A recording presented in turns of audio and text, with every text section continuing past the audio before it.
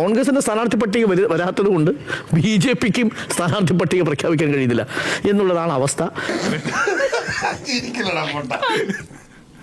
ഷാഖയ്ക്ക് കാവൽ നിന്നു എന്ന് മാധ്യമങ്ങളുടെ മുന്നിൽ പറയാൻ മടിക്കാത്ത കെ സുധാകരൻ, എനിക്ക് വേണമെന്ന് തോന്നിയാൽ ഞാൻ ബി.ജെ.പിയിൽ പോകുമെന്ന് പറയാൻ മടിക്കാതിരിക്കുന്ന കെ സുധാകരൻ സ്വതന്ത്രനായി കണ്ണൂരിൽ മത്സരിക്കുമ്പോൾ എൻ.ഡി.എ പിന്തുണ പ്രഖ്യാപിച്ചാൽ വേണ്ടെന്ന് പറയുമെന്നുള്ളത് കോൺഗ്രസിന് ഉറപ്പില്ല. ഇതാണ് പ്രശ്നം. അങ്ങനെ വന്നാൽ ആരായി മാറി? ആസാമിലെ ഭൂപേൻ കുമാർ ബോറയായിട്ട് മാറും ഇവിടുത്തെ കെ സുധാകരൻ. അത് കേരളത്തിൽ ഉണ്ടാക്കുന്ന ഇമ്പാക്ട് എത്രയാ? ഇവിടുത്തെ മൈനോറിറ്റിക്കിടയിൽ ഉണ്ടാക്കുന്ന ഇൻഫ്ലുവൻസ് എത്രയായിരിക്കും? KPCC അധ്യക്ഷനാണ് ബി.ജെ.പിയുടെ പിന്തുണ സ്വീകരിച്ചിരിക്കുന്നത്.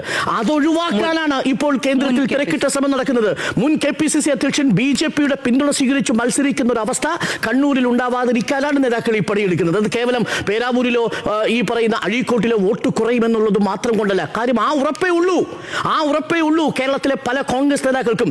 ഇന്ന് ഈ പാർട്ടിയിൽ നിന്ന് പുറത്താക്കപ്പെട്ടാൽ, സീറ്റ് കിട്ടിയില്ലെങ്കിൽ നാളെ ബി.ജെ.പിയിലേക്ക് പോകാൻ തരം പാത്തിരിക്കുന്നവരുണ്ട് എന്നുള്ളതാണ് ഏറ്റവും പ്രധാനപ്പെട്ട കാര്യം. അതാണ് ഇവിടെയും സംഭവിച്ചുകൊണ്ടിരിക്കുന്നത്. അടൂർ പ്രകാശ് എവിടെയാണ് മത്സരിച്ച് വിജയിച്ചത്? 684 വോട്ടോ മറ്റോ ആണ് ഭൂരിപക്ഷം ആറ്റിങ്ങലിൽ. രണ്ടാം സ്ഥാനത്ത് ജോയ് വന്നു. പക്ഷേ അവിടെ അടൂർ പ്രകാശ് ഭരിച്ച 5 വർഷക്കാലം ഏകദേശം 6-7% വളർച്ച ബി.ജെ.പി ഉണ്ടാക്കിയിട്ടുണ്ട് ആറ്റിങ്ങൽ മണ്ഡലത്തിൽ. ആറ്റിങ്ങൽ മണ്ഡലത്തിൽ നിർണായകമാണ്. ആറ്റിങ്ങൽ മണ്ഡലത്തിൽ നിന്ന് ലോക്സഭയിൽ രാജിവെച്ച് ഇവിടെ മത്സരിക്കാൻ വന്ന് വിജയിച്ചാൽ ആറ്റിങ്ങൽ മണ്ഡലത്തിൽ ബി.ജെ.പിക്ക് കിട്ടില്ലെന്ന് എന്താ ഉറപ്പ്? അങ്ങനെ വന്നാൽ രണ്ടാമത് ആറ്റിങ്ങൽ മണ്ഡലം ബി.ജെ.പിക്ക് കൊടുത്തൊരു നേതാവായിട്ട് മാറും അടൂർ പ്രകാശ്. ഇതറിയാതെയല്ല അടൂർ പ്രകാശ് മത്സരിക്കാൻ പോകുന്നത്. അടൂർ പ്രകാശിന് എന്താ കിട്ടാത്തത്? അടൂർ പ്രകാശ് 96 മുതൽ കോന്നി മണ്ഡലത്തെ പ്രതിനിധീകരിക്കുകയല്ലേ? 5 തവണ ചുരുങ്ങിയ പക്ഷം കോന്നി മണ്ഡലത്തെ പ്രതിനിധീകരിച്ചില്ലേ? എത്ര തവണ മന്ത്രിയായിരുന്നു? ഏതൊക്കെ വകുപ്പ് കൈകാര്യം? ആരോഗ്യ വകുപ്പ് കൈകാര്യം ചെയ്തു, ഭക്ഷ്യവകുപ്പ് കൈകാര്യം ചെയ്തു, റവന്യൂ വകുപ്പ് കൈകാര്യം ചെയ്തു.